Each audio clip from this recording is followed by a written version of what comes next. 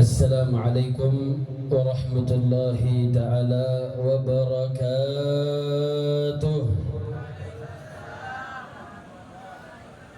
Alhamdulillahi rabbil alamin.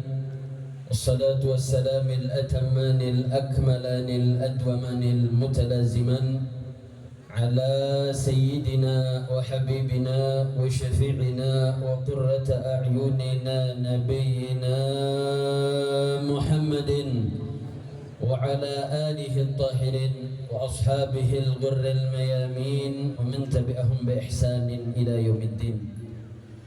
Kepada yang sama kita muliakan, yang sama kita hormati, pimpinan daripada Dayah Tanwirul Qulub Al-Aziziyah Balai Habib, guru kita bersama Tengku Haji Jalaluddin Haji Mukhtar, beserta seluruh dewan guru daripada Pondok Pesantren Dawuh Tanwirul Qulub Al-Aziziyah, dan salam penghormatan kepada yang sama kita muliakan. Telah kita dengarkan mau'izatul hasanahnya yang luar biasa, guru kita bersama Sekretaris Majelis Syura DPP Front Persaudaraan Islam, Da'i ilallah al-mujahid fi sabilillah biqauli wa fi'lih, Al-Habib Muhammad Hanif bin Abdurrahman Al-Attas MPDI. Mudah-mudahan begitu juga kepada seluruh pengurus. Kami datang dari Jakarta bersama Ketua API, itu Bang Aziz Yanwar, begitu juga Al-Habib Hussein bin Fikri Al-Attas, serta kami didampingi selama perjalanan di safari Aceh ini oleh langsung Imam Daerah DPD FPI Aceh, yaitu Tengku Muslim, dan seluruh jajaran DPD FPI yang ada, serta seluruh pengurus, baik pengurus sayap juang, begitu juga para relawan batik dan seluruh yang telah sama mengikuti daripada safari dakwah kami dalam menggantikan Imam Besar Al-Habib Muhammad Rizik bin Hussein Syihab. Kita doakan mudah-mudahan guru-guru kita, para habaib kita, para tuan-tuan guru kita, para abi, para abati dijaga oleh Allah Subhanahu wa ta'ala, disehatkan badannya, diberkahi kehidupannya, dimudahkan segala urusannya, dijaga zahir batinnya, amin ya rabbal alamin. Dan salam penghormatan kepada para hadirin wal hadirat, kaum muslimin, kaum muslimat, begitu juga aparatur negara yang hadir di dalam perayaan daripada hari jadi daripada pondok pesantren ini. Mudah-mudahan kehadiran kita di tempat ini menjadi sebab turunnya rahmah dan barakah. Tidak kita pulang dari tempat ini kecuali Allah Subhanahu wa ta'ala mengampuni dosa-dosa kita, mengabulkan hajat-hajat kita, yang sakit diangkat penyakitnya, yang punya kesulitan dimudahkan, yang punya hajat digabulkan, amin ya rabbal alamin.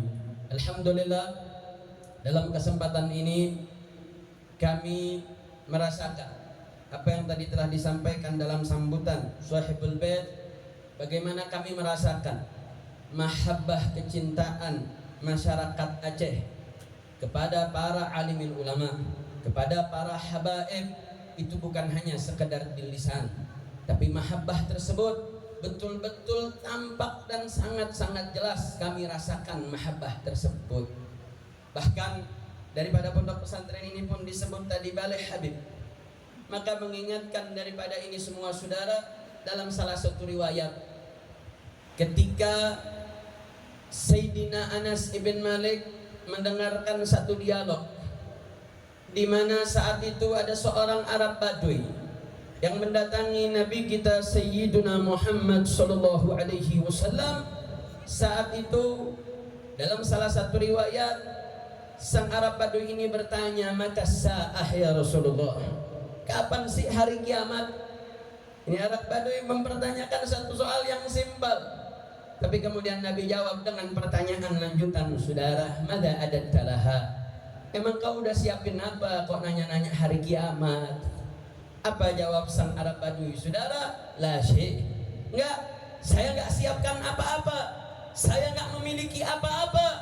Tapi yang saya punya, inni uhibbullah wa rasulah. Sesungguhnya aku betul-betul cinta kepada Allah dan cinta kepada Rasulullah. Kemudian apa yang dijawab oleh Nabi? Saudara, Nabi mengatakan anta ma'a man ahbabta. Dalam riwayat yang lain disebut al-mar'u ma'a man ahab.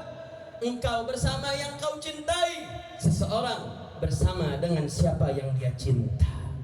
Menarik saudara, ketika dengar jawaban Nabi seperti ini, Sayyidina Anas ibn Malik, ini seorang sahabat Nabi yang memang sejak belia dihadiahkan ibundanya kepada Rasulullah SAW. Saat dulu penduduk Madinah, kaum Ansar menyambut Nabi, para agniya yang punya madu ngasih madu, saudara, yang punya korma ngasih korma, yang punya harta memberikan hadiah sambutan buat Nabi. Orang tuanya Sayyidina Anas nggak punya harta, saudara. Dia datang, dia sebut, ya Rasulullah, saya nggak punya harta, tapi saya punya harta paling berharga dalam hidup saya, yaitu putra laki-laki saya, Anas bin Malik. Dia serahkan, saudara, untuk khidmah. Artinya apa? Sayyidina Anas hidup satu atap dengan Nabi, khadiman li Rasulullah, berkhidmah untuk Rasulullah. Artinya, saudara, seorang sahabat yang khidmah kepada Nabi, berapa banyak ladang amalnya, saudara. Dia angkat sendalnya Nabi, dia khidmah kepada Rasulullah SAW. Seorang sahabat, generasi yang mendapatkan stempel dari Allah, kuntum khaira ummatin ukhrijat linnas ta'muruna bil ma'ruf wa tanhauna 'anil munkar. Generasi yang dapat label langsung dari Allah. Apa jawab Sayyidina Anas, saudara? Sayyidina Anas mengatakan, ma farihna, kami nggak pernah senang, kami nggak pernah sebahagia kama faraha bisima'i qauli Rasulullah sallallahu alaihi wasallam, anta ma'a man ahbabta. Sayyidina Anas yang kelasnya sahabat, yang amalnya hebat, yang khidmah sama Nabi, ketika dengar jawaban Nabi bahwasanya engkau bersama yang kau cinta, itu jadi satu kebahagiaan. Maksudnya bahagia apa, saudara? Ini modal nih, ini modal untuk bisa ketemu Allah.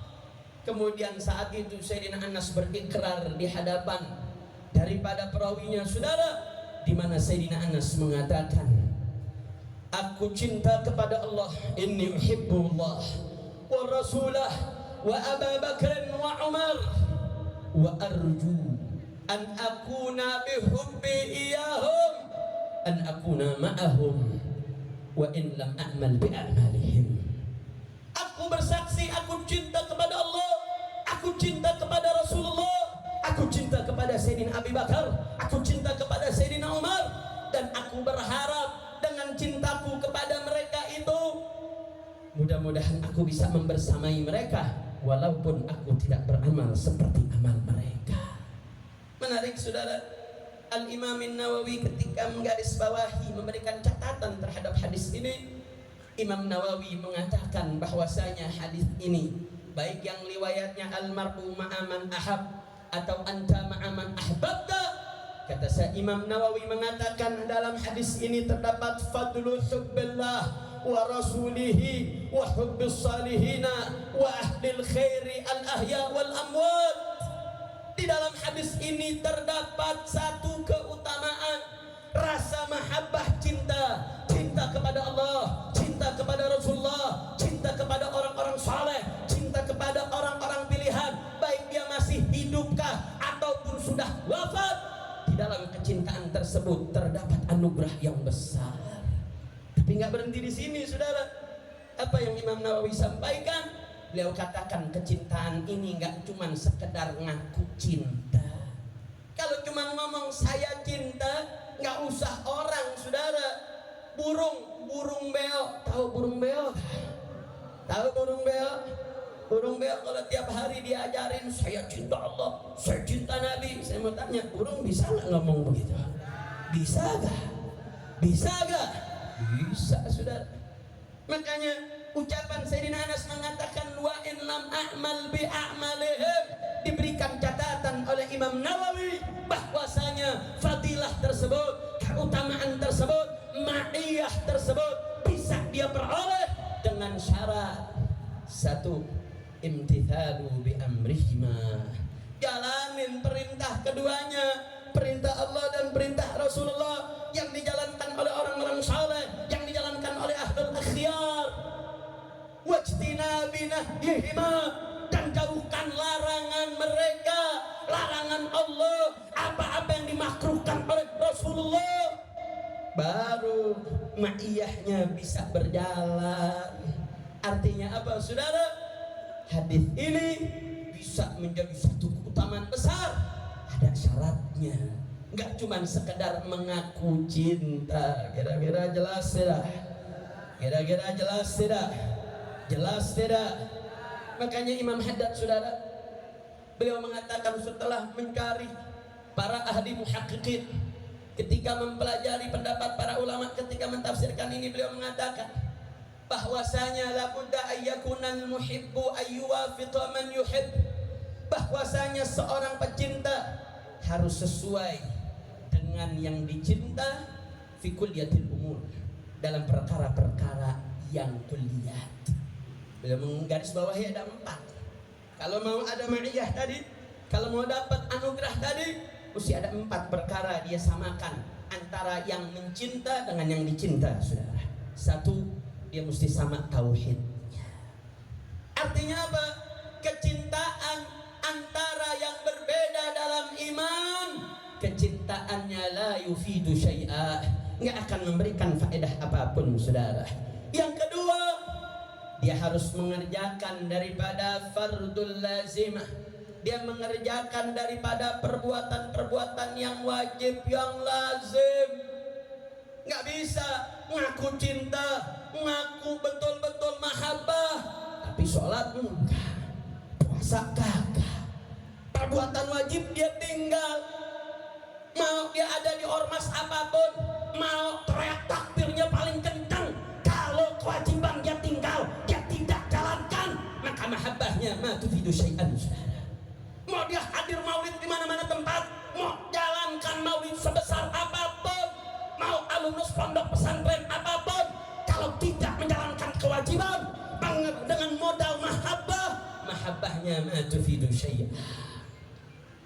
Yang ketiga, saudara, dan meninggalkan daripada al-maharimul mubiqah, meninggalkan yang haram yang bisa membinasakan.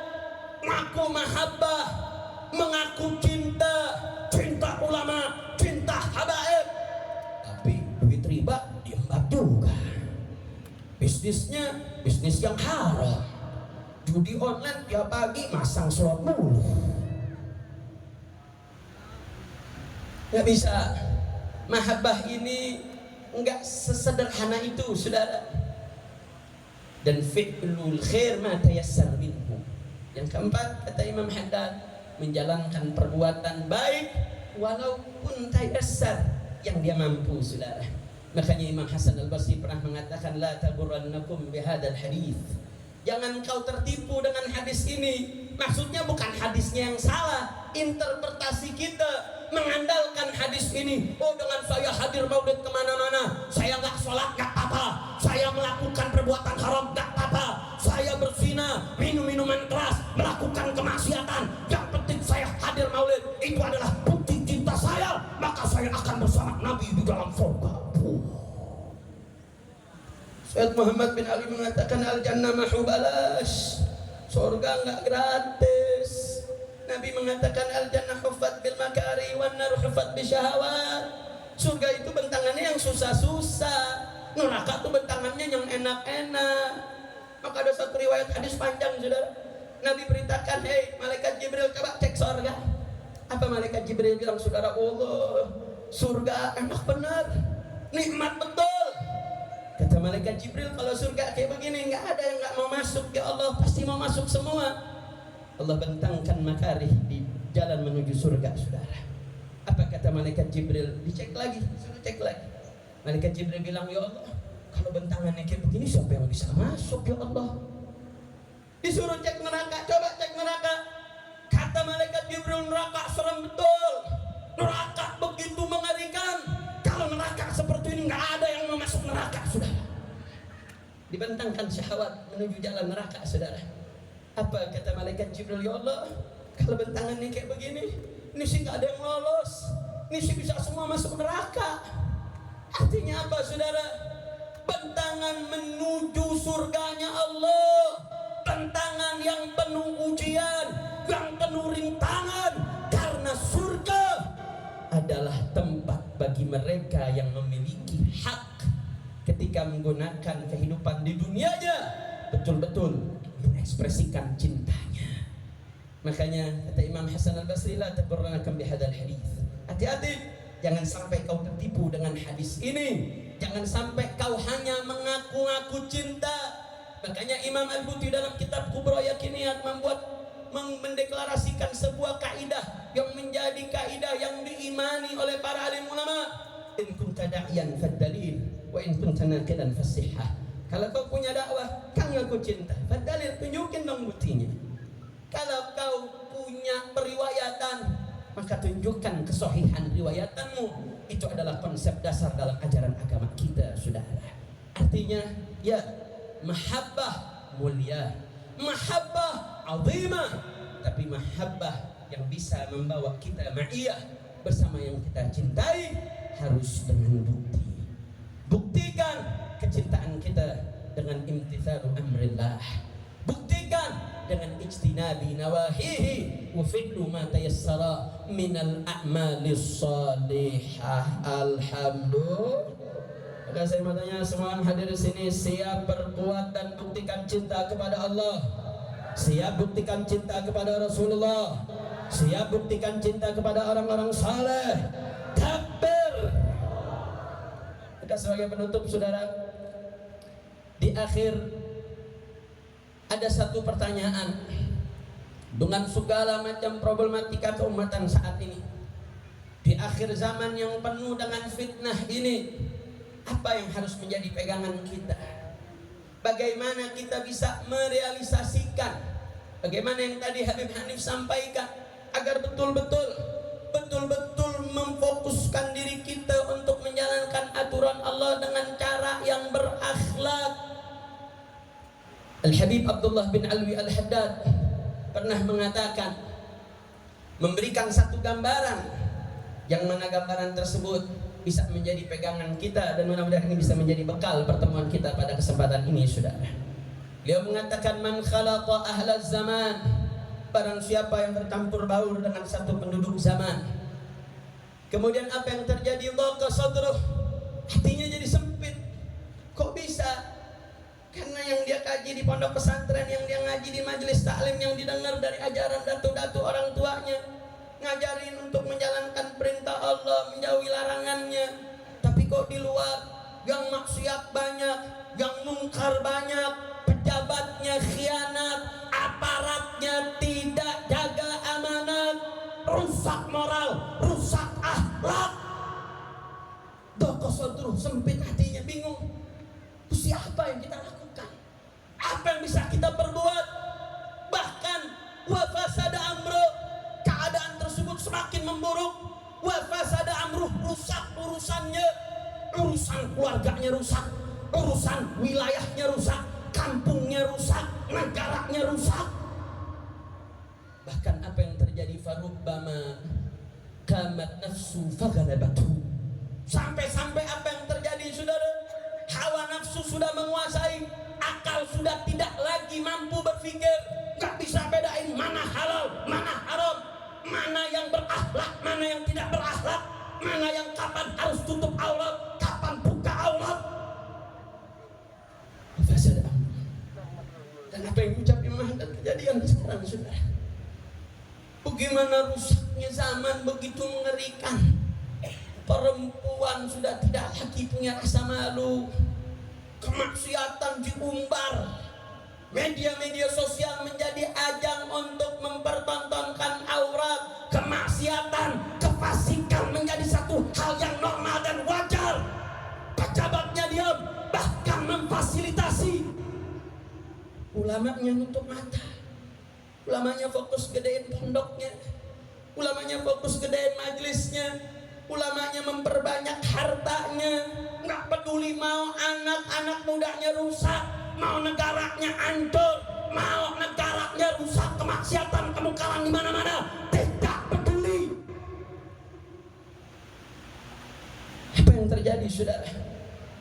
Makanya Imam Haddad mengatakan, kenapa sih kok ketika bercampur, ketika dia nggak punya lagi mabadi, nggak punya prinsip, saudara, hatinya sempit, jadi susah, bingung mau ngapain, sampai rusak keadaannya, saudara.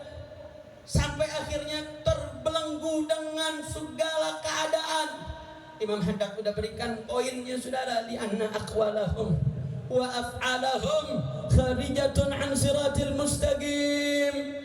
Karena ucapan-ucapan mereka yang ada dalam penduduk zaman tersebut, wa af'alahum li anna aqwalahum wa af'alahum, dan perilaku-perilaku mereka kharijatun, keluar an siratil mustaqim, dari jalan yang lurus.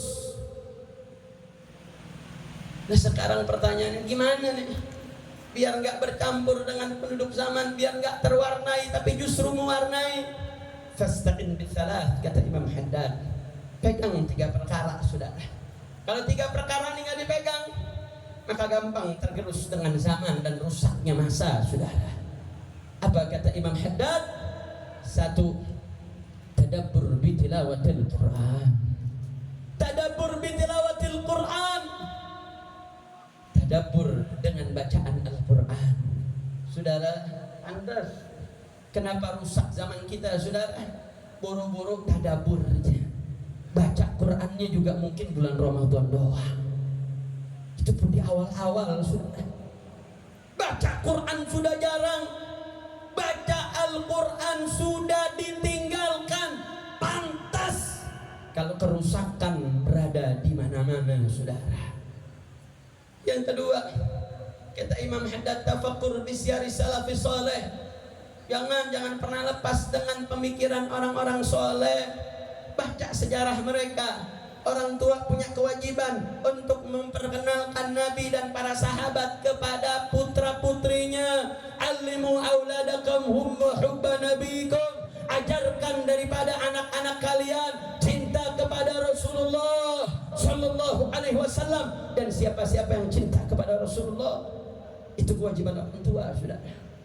Jadi kalau kosong rumah dari Al-Quran, kosong rumah kita daripada sejarah cerita orang-orang soleh, maka jangan salahkan, kerusakan akan terus menjadi satu mara bahaya saudara. Yang terakhir, istisyarul maut kullahin, senantiasa merasakan kematian kapanpun bisa menjemput kita. Kalau orang lupa mati saudara, nggak peduli halal haram, nggak peduli dengan jabatan, nggak peduli mau korupsi nggak korupsi, mau amanat nggak amanat, nggak peduli. Maka kalau 3 hal ini dipegang saudara, yang pertama tadabbur bi tilawatil Quran, pelajari Al-Quran. Di Aceh para muallim, para guru-guru, para abi, para abati begitu banyak, begitu luar biasa pengajian-pengajian yang ada. Para alim ulamanya sangat betul-betul memiliki kapasitas untuk melakukan, untuk mengajarkan ilmu Al-Quran saudara. Yang kedua, bagaimana kewajiban kita untuk membumikan sejarah orang-orang soleh. Maka kenapa sih kok sekarang industri perfilman begitu besar? Kenapa seperti YouTube, TikTok, Facebook begitu besar digelontorkan? Orang dibuat mencari nafkah lewat jalur YouTube, jalur TikTok, begitu betul-betul diumbar besar-besaran. Karena mereka tahu semakin banyak muncul tokoh-tokoh influencer, tokoh-tokoh yang menjauhkan daripada para qudwatun shalihin, dari Rasulullah, para sahabatnya, para salafun salih, maka itu cara untuk gampang merusak generasi kita demi generasi saudara. Sehingga ini menjadi PR bagi kita. Kalau mereka berjuang untuk menyebarkan kebobrokan, kerusakan, maka wajib untuk kita gunakan senjata mereka untuk menjadi bumerang yang kembali serangan tersebut kepada mereka saudara. Kewajiban bagi para orang tua, kewajiban para guru, para abi, para abadi, kewajiban para santri untuk betul-betul mampu membumikan para hero, para pahlawan. Umat Islam gak kurang pahlawan saudara. Sedangkan di Jepang, di Eropa, mereka harus menghadirkan hero-hero fiksi mereka. Mereka hadirkan Batman, mereka hadirkan Superman, mereka hadirkan Spiderman. Mereka butuh menghadirkan hero-hero fiksi mereka karena mereka nggak menemukan itu dalam sejarah mereka saudara. Sedangkan umat Islam sejak dulu, hari ini sampai yaumul kiamah akan terus lahir para ulama-ulama, para mujahidin, para melihat sejarah hidupnya, kita akan merasa mugassir, kita akan merasa diri kurang, kita akan merasa diri lemah. Maka tafakur di syiar salafus saleh, kita memiliki guidance, saudara.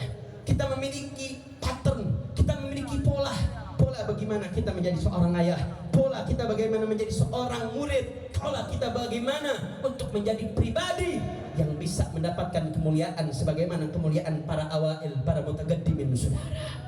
Makanya menarik terakhir ketika Yahya Sinwar, seorang pimpinan Hamas yang terakhir yang diumumkan secara terbuka. Saat ini pimpinan Hamas tidak lagi dipilih dengan secara terbuka, saudara, karena berkaca ketika pimpinan Hamas pergerakan diumumkan secara internasional, secara terbuka, dia menjadi target gerakan, saudara. Saat ini Hamas sudah punya pimpinan, tapi pimpinannya tidak diumumkan secara terbuka, saudara.